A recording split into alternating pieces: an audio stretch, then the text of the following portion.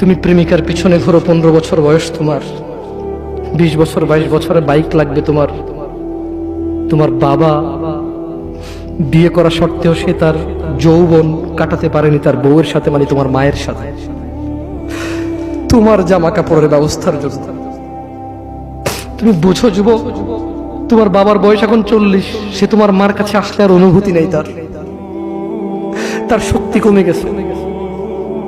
তুমি বুঝবা না যুবক, 15 বছর বয়সে তুমি যত উত্তেজিত, তোমার বাবা 30 বছর বয়সে এরকম ছিল, সে আসতে পারেনি। তুমি পড়বা বলে, তোমার স্কুলের ফি লাগবে বলে, that much he loves you.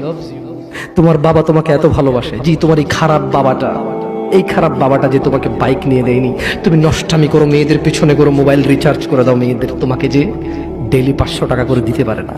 এই লোকটা যদি 60 বছর বয়স পায়, তার জীবনের 20টা বছর, সে এমন 20টা বছর, যে 20টা বছরে সে হাড় ভাঙা পরিশ্রম করতে পারত, করছে, তোমার মায়ের দেখা সে পায়।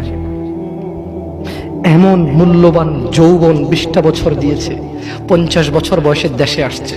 তুমি বিয়ে করে বউ নিয়ে আলাদা থাকো, তুমি বিয়ে করে শ্বশুর বাড়িতে যাও।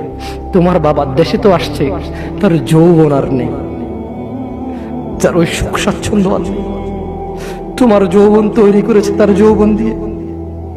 এই মুহূর্তে কোটি টাকা দিলে কি সে যৌবন কিনতে পারবে?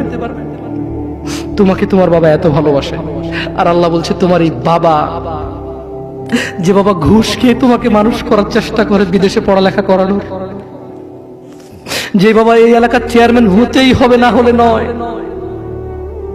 এতগুলো মানুষের দায়িত্ব নিচ্ছে, অথচ সে নিজেও জানে দায়িত্ব পালনে সে ব্যর্থ হবে,